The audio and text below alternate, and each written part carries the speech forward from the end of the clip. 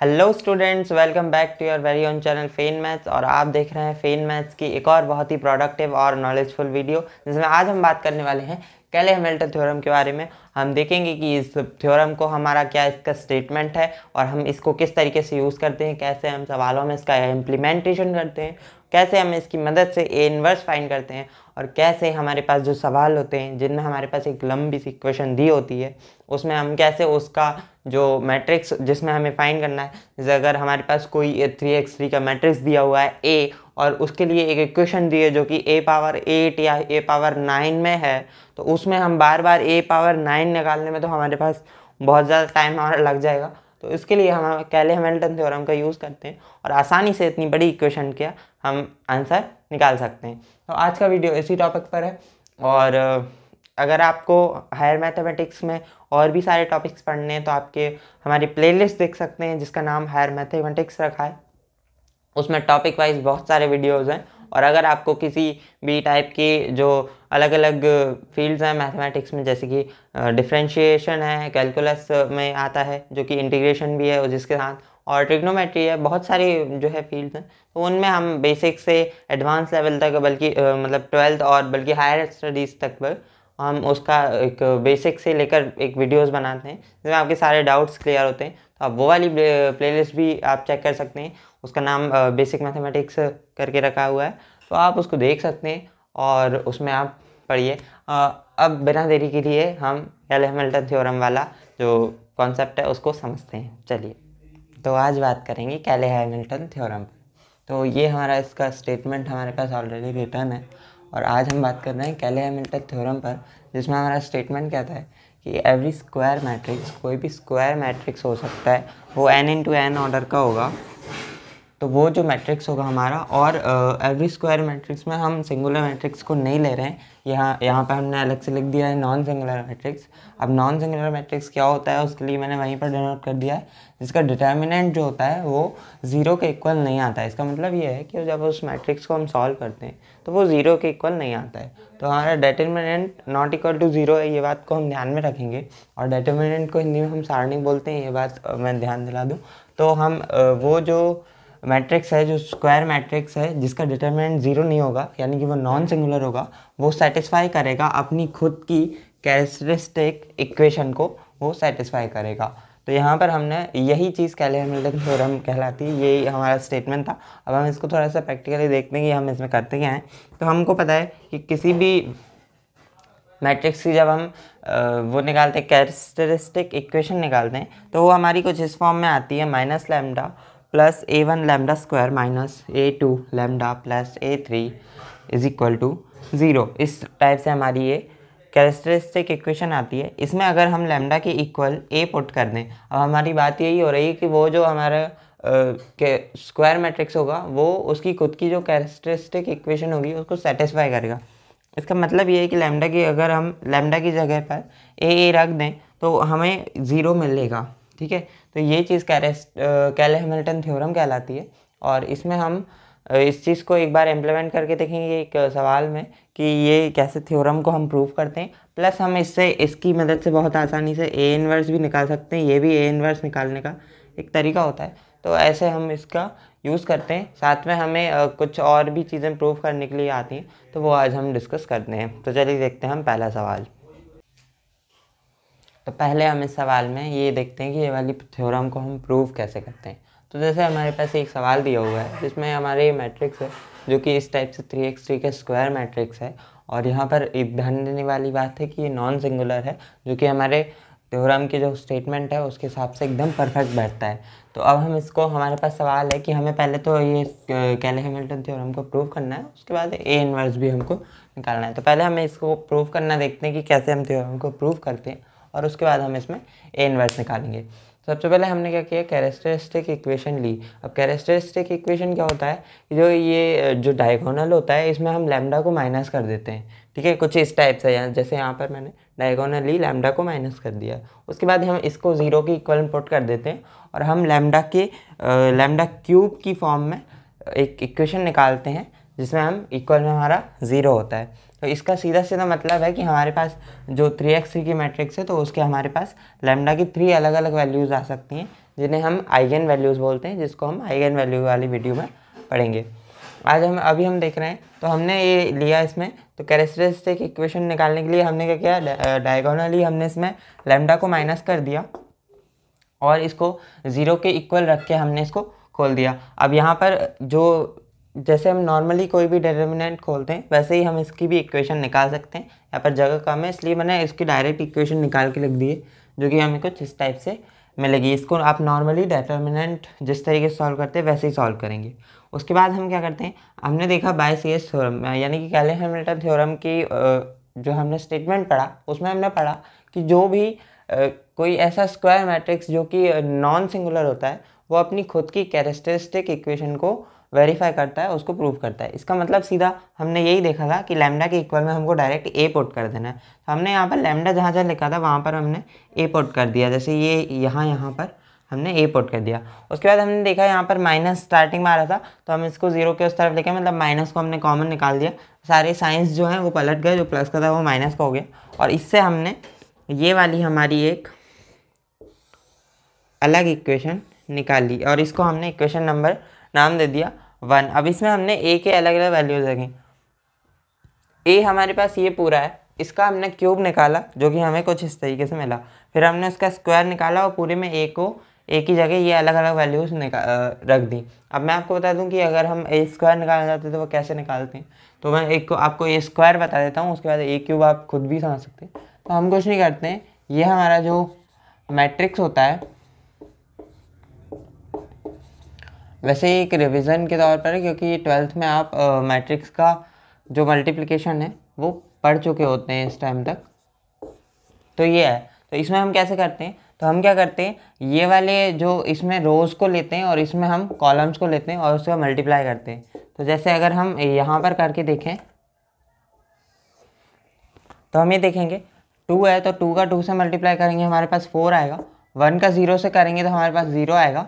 1 का 1 से करेंगे तो हमारे पास 1 आएगा। ठीक है, उसके बाद ये वाली रो यही रहती है, अगले कॉलम पर हम शिफ्ट हो जाते हैं। तो हम अब ये 1 1 वाला जो कॉलम है इसके बारे में बात करेंगे। तो इससे हमारे डायरेक्ट 2 1 1 ही मिलने वाला है क्योंकि ये सारे 1 है। उसके बाद यहाँ पे 0 है, तो यहाँ पर हमको मिलेगा 2 का अगर 1 में मल्टीप्लाई करेंगे तो हमारे पास 2 आ जाएगा। उसके बाद ये 0 से 0 हो जाएगा और यहाँ पर फिर से 2 मिलेगा। तो हमारे पास 2 + 0 + 2 कुछ इस टाइप से हमको ये मिल जाएगा। ठीक है, उसके बाद हम देखते हैं, अब हमारे पास तीनों कॉलम हमारे जा चुके हैं। तो अब हम नेक्स्ट वाली रो पढ़ेंगे जो कि है 0 1 0 वाली रो। तो 0 1 0 वाली रो ऐसे हम इस टाइप से इसको सॉल्व करते हैं और ये जो है हमारा 4 + 0 + 1 दैट इज इक्वल टू 5, ये हमारा फर्स्ट एलिमेंट हो जाएगा जो ए स्क्वायर, क्योंकि ये ए इंटू ए कर रहे हैं ना हम, तो ये ए स्क्वायर हो गया। ये भी ए है और ये भी ए है और इसका हम मल्टीप्लाई कर रहे हैं, ये हमारा ए स्क्वायर हो गया। तो ए स्क्वायर वाली जो मैट्रिक्स आएगी उसका फर्स्ट एलिमेंट हमारा 5 आ गया, ये इस तरीके से। फिर हम इसको सॉल्व करते हैं 2 + 1 + 1 यानी कि 4, तो ये हमारा सेकेंड एलिमेंट आ गया और यहाँ पर ये 4 भी सेकेंड एलिमेंट आ गया। इसको हम और इस तरीके से सॉल्व करेंगे तो हमको एक प्रॉपर मैट्रिक्स मिल जाएगा जिसे हम बोलेंगे ए स्क्वायर। वो जब हमें मिल जाएगा तो उसका हम एक और बार ए से मल्टीप्लाई करेंगे तो हमको ए क्यूब भी इसी तरीके से हमें मिल जाएगा, इतनी ही आसानी से। तो अब हमको क्या करना है, हमने क्या किया, ए क्यूब की वैल्यू और ए स्क्वायर की वैल्यू अलग से निकाल कर हमने इसमें रख देनी है। तो हम इसको चाहे तो रफ में भी कर सकते हैं, अगर हम एग्जाम में लिख रहे हैं तो भी हम इसको रफ में कर सकते हैं, क्योंकि यहाँ पर बार बार ए स्क्वायर ए क्यूब निकालना वो थोड़ा ठीक नहीं रहता। तो हमने यहाँ पर इसमें ए क्यूब की वैल्यू लिखी, ए क्यूब की वैल्यू लिखी, माइनस लगाया, बिल्कुल इक्वेशन के अकॉर्डिंग हम यहाँ पर वैल्यूज़ रख रहे हैं। ए क्यूब की वैल्यू रखी, माइनस लगाया, 5 लिखा, ए स्क्वायर की वैल्यू रखी, प्लस लगाया, 7 लिखा, ए की वैल्यू रखी -3। अब यहाँ पर 3x3 के सारे चल रहे हैं, तो हम यहाँ पर एक जो हमारा अचर पद है यानी कि जो कांस्टेंट है उसके साथ हमने I3 लिख दिया है, यानी कि आइडेंटिटी मैट्रिक्स वो भी 3x3 का, जो कि हमारा ये इस तरीके से हमने यहाँ पर लिख दिया है। और ये 7a -3 आइडेंटिटी मैट्रिक्स और उस तरफ पे 0 है। अब यहाँ पर हमारे पास ये इक्वेशन आ गई, अब हमें इससे सॉल्व करना है और हमें 0 लाना है। तो अब मैं आपको बता दूँ, या तो आप यहाँ पर ऐसा कर सकते हैं कि यहाँ पर इससे पूरे में 5 में मल्टीप्लाई करेंगे, फिर 7 में करेंगे, फिर यहाँ ऐसा हो सकता है। वरना एक डायरेक्ट अगर आपको करना है तो उसके लिए एक ट्रिक है कि आप ये वाला कॉलम पूरा ऐसा एज इट इज़ लिखते हैं, उसके बाद आप अपना साइन लगाते हैं सारे, उसके बाद 5 का पहला कॉलम ही लेंगे। हम कॉलम वाइज अलग अलग लिखते जाते हैं क्योंकि हमारे पहले कॉलम में पहले पहले एलिमेंट्स आने वाले हैं। सबके पहले पहले कॉलम्स लेंगे विद मल्टीप्लाई। तो हमने ये वाला कॉलम लिया, यहाँ पर कुछ मल्टीप्लाई के लिए था नहीं, उसके बाद हमने ये वाला साइन लगाया और 5 का मल्टीप्लाई कर दिया इस टाइप से, ये 25 आया, ये हमारा 0 आया और ये वाला जो हमारा है 20 आया। अकॉर्डिंगली हमने 7 का मल्टीप्लाई किया तो ये 14 आ गया। उसके बाद ये 0 था तो हमने 0 ही लिखा, 7 1 सा 7 ये आ गया। तो इस टाइप से हम इसको कर सकते हैं। जब हमने पहला वाला कॉलम इसका निकाल लिया, फिर हम दूसरे कॉलम की तरफ बढ़े तो हमने ये वाला कॉलम एज इट इज़ यहाँ लग दिया। फिर हमने ये 5 का अब ये वाले कॉलम में मल्टीप्लाई किया तो ये हमारा यहाँ से आ गया। उसके बाद 7 का करा बीच वाले कॉलम में मल्टीप्लाई। इसी टाइप से हम करते गए और सबसे लास्ट में हमने तीसरा वाला कॉलम लिखा जो कि ये रहा और इस तरीके से हमने ये निकाल लिया। और यहाँ पर हमने देखा इन सब की वैल्यूज़ जो है 0 आ रही है। जैसे ये 14 + 14 28 हो गए प्लस के, और ये भी 28 हो गए और सेम यही वैल्यू हमें यहाँ पर भी मिल रही है। उसके बाद ये वाले तो 0 हमें मिल ही रहे हैं, यहाँ पर भी हमें 0 मिल रहा है। कैसे? 1 और 7 भी 8 होता है, 5 और 3 भी 8 होता है, ये माइनस में ये प्लस में। तो अल्टीमेटली हमको सारी जो चीज़ें हैं वो 0 मिल जाएंगी। दैट इज़ कि हमें एक 0 वाला मैट्रिक्स मिल गया है जो कि 3x3 का ही है। तो इस टाइप से हमने कैले-हैमिल्टन थ्योरम में पढ़ा था कि जो कैरेक्टरिस्टिक इक्वेशन है, अगर हम उसमें लैम्डा की जगह a रख दें तो वो उस इक्वेशन को सेटिस्फाई करेगा, और यही हमारी कैले-हैमिल्टन थ्योरम थी। तो ये तो हमने इसको कैले-हैमिल्टन थ्योरम को प्रूव करना सीख लिया और ये हमने प्रूव कर लिया है। अब हम देखते हैं कि ए इनवर्स कैसे निकालते हैं, और ये भी इसी सवाल का एक पार्ट है। यहाँ पर जगह नहीं है इसलिए मैं इसको मिटा कर लिखूँगा, और उसके बाद हम एक और दूसरे टाइप का सवाल देखेंगे और वीडियो का एंड करेंगे। तो अब हम देखते हैं कि ए इनवर्स इसमें कैसे निकालते हैं। तो हमने यहाँ पे देखा कि हमारे पास एक इक्वेशन जो थी कैरेक्टरिस्टिक इक्वेशन, जिसमें हमने ए ऑलरेडी पुट कर दिया था और इसको हमने नाम भी दिया था कि ये हमारी इक्वेशन नंबर 1 है। तो इसमें हम देखते हैं कि ए इनवर्स कैसे निकालेंगे। हमने पहले ये वाली इक्वेशन ली, इसके बाद हमने क्या किया कि ए इनवर्स का ना इस पूरी इक्वेशन में हमने मल्टीप्लाई कर दिया। अब जब हम इसमें मल्टीप्लाई कर देते हैं तो आप देखो यहाँ पर ए क्यूब है और यहाँ पर ए इनवर्स का मल्टीप्लाई होगा, इसमें एक पावर कम हो जाएगी, ये ए स्क्वायर हो गया।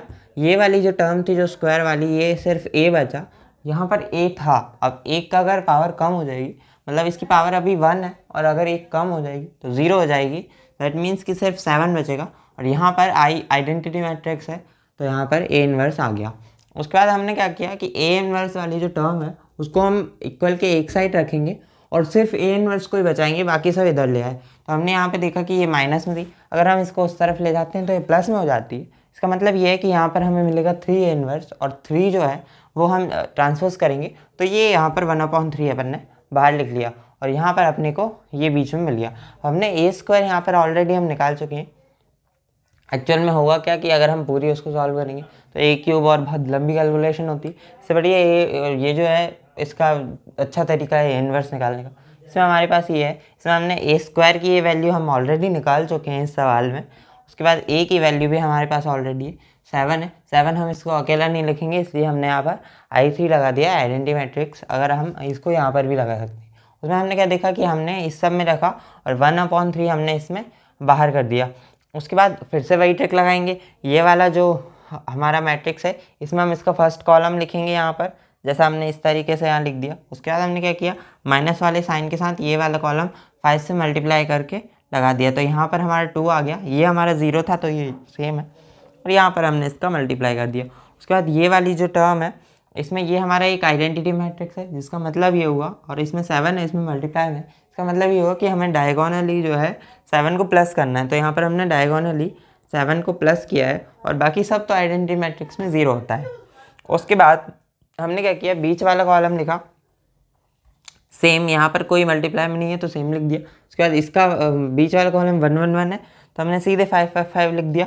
उसके बाद हमने 7 वाले में देखा तो हमने यहाँ बीच में कर दिया था, बाकी 0 है। उसके बाद इसका थर्ड कॉलम, और सेम वही प्रोसेस हमने रिपीट की है। उसके बाद क्या किया हमने, जब हमारे पास इतना सब कुछ आ गया, इसमें हम देखेंगे कि यहाँ पर ये 5 और 7 ये 12 हो गए और ये 10 है। इसका मतलब यहाँ पर हमारे प्लस का 2 आ रहा है, और ये हमारा 3 है, इसका मतलब ये हमारा आएगा 2/3। ठीक है। उसके बाद हम इसको सॉल्व करते हैं तो ये क्लियरली लिखा है -1 है, -1/3, तो ये हमारा सेकंड वाला आ गया। इस टाइप से हमने अलग अलग जब सॉल्व किया, एक्चुअल में क्या था, हमारा सवाल जो था वो एक तरीके से एक पैटर्न में है कि आपको ये वाले जो है, ये जो कॉलम है यही एकदम उल्टा करके आपको यहाँ पे मिल रहा है।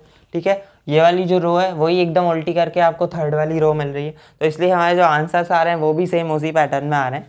तो यहाँ पर हमने देखा 2/3 ये हम निकाल चुके हैं, ये -1/3 हम इसको आगे आगे सॉल्व करते जाते हैं तो ये हमारा आ जाता है। एक्चुअल में यहाँ पर ये 0 है, 1 मिनट, ये मिस्टेकनली मैंने यहाँ पर ये लिख दिया, ये यहाँ पर 0 है। तो ये इस तरीके से हमारा ये आंसर आया और ये हमारी जो वैल्यू है वो ए इनवर्स निकालने की वैसे और भी कई सारे तरीके हैं, ये भी एक तरीका है और इसमें हमसे इस टाइप के सवाल पूछे जाते हैं। इसके बाद हम एक और सवाल देखते हैं जो कि थोड़ा अलग है इस तौर पे। और तो अब हम एक और एग्जांपल देखते हैं जिसमें हमको किस टाइप से सवाल आते हैं। तो हमारे पास एक मैट्रिक्स दिया होता है जो कि ए होता है, जो कि फिर से स्क्वायर फॉर्म में ही होगा क्योंकि हम कैले-हैमिल्टन थ्योरम का यूज़ करेंगे। और इसमें हमको सवाल ये दिया गया है कि हमारे पास एक लंबी सी एक क्वेश्चन है जो कि a⁻8 से चालू हो रही है और बहुत आगे तक जा रही है और हमको ये बताया जा रहा है कि हमने इसको फाइंड करना है। मतलब ये है कि एक क्वेश्चन में जब हम a की अलग अलग वैल्यूज़ रखकर, मतलब अलग अलग जगहों पर a की वैल्यूज़ रखकर सॉल्व करेंगे तो हमारे पास एक मैट्रिक्स आएगी और उस मैट्रिक्स का हमको ये बताना है कि वो मैट्रिक्स जो आएगी वो क्या आएगी। तो इस टाइप से भी इसका एक हमको सवाल मिलता है। तो हम इसमें सबसे पहले तो क्या करते हैं कि नॉर्मल हमने CS थ्योरम की जो हमारी इक्वेशन निकालते हैं वहाँ तक हमने बिल्कुल वैसे ही किया है जो पिछले सवाल में, और ये सवाल भी एकदम मैट्रिक्स सेम ही लिया है। तो मैं आपको बार बार बोर नहीं करूँगा, हम डायरेक्ट वहीं से स्टार्ट करते हैं कि हमने यहाँ पर ये इक्वेशन हम पिछले सवाल में निकाल चुके हैं। अब यहाँ पर हमने क्या किया, ये इक्वेशन इसको नाम दे दिया 1 और यहाँ पर हमने थोड़ा सा काम ये कर लिया कि ये इतने पूरे का a³ -5a² + 7a इसकी वैल्यू हमने निकाल ली। तो 3i को हम उस तरफ ले गए और जो प्लस का हो गया और उसको हमने इक्वेशन 2 नाम दे दिया। ऐसा क्यों किया उसका हम सवाल में अभी मैं आपको बता दूँ। यहाँ तक तो हम वैसे निकालते ही इक्वेशन 1 तक। उसके बाद हमने क्या किया, जो हमारे पास इक्वेशन दी है उसको हमने पूरा लिख लिया। अब इस टाइप के सवालों में हमें करना ही होता है कि देखो हमने ये वाली जो इक्वेशन निकाली, हमको दिख रहा है कि ये इस इक्वेशन में हमारे पास ये 0 हमारे पास इसकी वैल्यू है। तो हमें ये करना है कि किसी ना किसी तरह से इसमें इन चीज़ों को ढूंढना है, इन दोनों को ढूंढना है और इनकी वैल्यू 0 और 3i हमको अलग अलग जगह पे पुट करनी है। तो यहाँ पर हमने देखा कि a⁻8 से हम स्टार्ट कर रहे हैं। इसका मतलब ये है कि और हमें a³ वाली इक्वेशंस पता है, इसका मतलब है कि हम a⁻5 को हम कॉमन ले लेंगे जिससे हमारे पास अंदर a³ के फॉर्म में इक्वेशन बचे।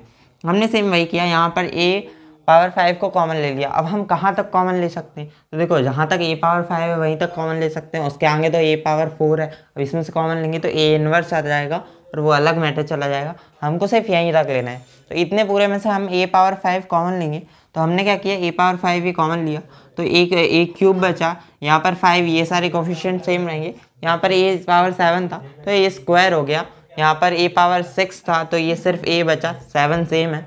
उसके बाद a⁻5 यहाँ से पूरा निकल गया तो ये सिर्फ 3 बचा। अब यहाँ पर हम ये देख रहे हैं कि हमारे पास ये वाली जो पूरी वैल्यू है ये यहाँ पर हमें मिल गई। मतलब इस ब्रैकेट में जितना जो पूरा है इसकी वैल्यू हम क्या रख सकते हैं, 0 रख सकते हैं, जो कि हम अगले उसमें रख भी देते हैं।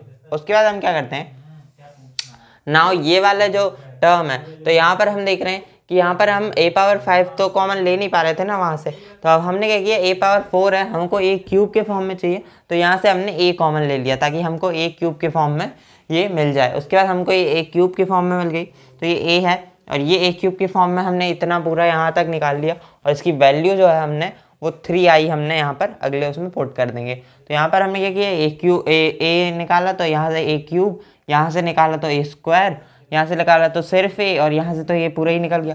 अच्छा अब यहाँ पर हमको थोड़ा सा ध्यान देना है, यहाँ पर हमारे पास a² का जो कोफिशिएंट है वो 8 आ रहा है, बट यहाँ पर ऐसा हमारे पास इधर से 7 है। यहाँ पर जब हम इसमें कॉमन ले लेंगे एक a कॉमन ले लेंगे a² में से, हमारे सिर्फ a बचेगा, बट हमारा यहाँ पर जो कोफिशिएंट है वो 7 है, यहाँ पर 8 है। तो इसके लिए हमने क्या किया, इस 8a² को हमने 7a² + 1a² के फॉर्म में हमने अलग अलग कर लिया, जिसमें से 7a² वाले में से तो a हमने कॉमन ले लिया और इसीलिए हमारे यहाँ पर हमारे पास 7a बचा और जो एक a² जो हमने प्लस में अलग से लिखा था वो हमारा ये रहा और बाकी की तो पूरी ये इक्वेशन है। उसके बाद हमने क्या किया, इस वाले में अगर हम 0 पुट कर देंगे तो ये वाली पूरी टर्म हमारी जो है यहाँ से यहाँ तक ये पूरी 0 हो जाएगी। तो हमने इसको हटा दिया, हमने डायरेक्ट यहाँ से ये लिखा तो हमने ये a लिया। उसके बाद इस पूरे की जो वैल्यू है वो हमको क्या पुट करनी है, 3i पुट करनी है। अब यहाँ पर i है तो ये i नॉर्मली हम बोल सकते हैं, क्योंकि ये सारा हम 3x3 के फॉर्म में सॉल्व कर रहे हैं, तो ये जो i है ये भी i 3x3 के ही फॉर्म में होगी। तो इसका मतलब ये है कि हम डायरेक्ट इस वाले में जो 3i की वैल्यू आएगी, जिसमें जब 3i की वैल्यू रखी है तो 3 को हम डायरेक्ट a के साथ a के कोफिशिएंट के रूप में लिख देंगे, जो कि हमने यहाँ पर ऐसा किया भी है। उसके बाद ये हमने a² उठाकर हमारा सेम लिखा, और ये -2a और ये i³ वहीं से आया, ठीक है। उसके बाद हमने क्या किया, 3a और 2a है तो यहाँ से हम ये सिर्फ एक प्लस का a बचा सकते हैं, और ये स्क्वायर सेम है और ये i3 है। उसके बाद हमने क्या किया, हम a² की वैल्यू भी पिछले सवाल में निकाल चुके थे, और वो मैं आपको बता चुका हूँ कि हमें कैसे निकालनी है। उस हिसाब से हमने a² की वैल्यू निकाली, a की वैल्यू हमारे पास थी, i की वैल्यू थी, हमने उसको अलग अलग फॉर्म में इसी इक्वेशन के फॉर्म में हमने उसको रखा, और उसके बाद हमने डायरेक्ट इसमें ये करा। तो a² की वैल्यू हमारी आई थी 5 4 4 0 1 0 4 4 और 5। तो हमने इसको उसी टाइप से सॉल्व किया है जैसे हमने पिछले वाले सवाल में हमने बहुत बड़ी इक्वेशन थी और उसको अलग अलग सॉल्व करने की बजाय हमने डायरेक्ट सॉल्व कर लिया, पहला कॉलम लिख के, फिर उसके बाद साइन लगा के। तो उस तरीके से हमने सॉल्व किया, और जब हमने सॉल्व किया तो हमारे पास कुछ मैट्रिक्स आया, और ये मैट्रिक्स भी आप देखोगे तो बिल्कुल इसी टाइप के पैटर्न मिला है हमको, कि ये वाली जो हमारा कॉलम है वो एकदम पलट के मिल गया थर्ड उसमें, और ये वाली जो रो है वो पलट के मिल गई थर्ड वाली रो में। तो ये सेम इसका हमारे पास ऐसे ही इस टाइप से आंसर आया। तो ये भी एक सवाल हमारा कैले-हैमिल्टन थ्योरम पर बनता है। तो आई होप कि आपको ये सब कुछ समझ में आया होगा, और अगर कहीं आपको कुछ नहीं समझ में आया तो आप उसको कमेंट करके पूछ सकते हैं। आई विल मेक श्योर कि मैं आपको रिप्लाई करूँ और उसमें आपका डाउट जो है सॉल्व करूँ, और इसीलिए तो मैं यहाँ पर हूँ। तो इस तरह से हम आपके लिए आगे भी कंटेंट लाते रहेंगे, आपके लिए अलग अलग थ्योरम्स और अलग अलग सारे सवाल जो हैं मैथ्स के वो हम आपके लिए लाएंगे। आपका काम सिर्फ इतना है कि इस वीडियो को अगर आपको समझ में आया तो लाइक कर दीजिए, और इस वीडियो को अपने दोस्तों में शेयर कर दीजिए। अगर कोई डाउट हो तो कमेंट में पूछिए, और हमारे वीडियोस आपकी फीड में आते रहें इसके लिए आप हमें सब्सक्राइब कीजिए और हमारा उत्साह बढ़ाइए। तो आज के लिए बस इतना ही, मिलता हूँ आपसे इसकी नेक्स्ट वीडियो में। तब तक के लिए जय हिंद, जय भारत।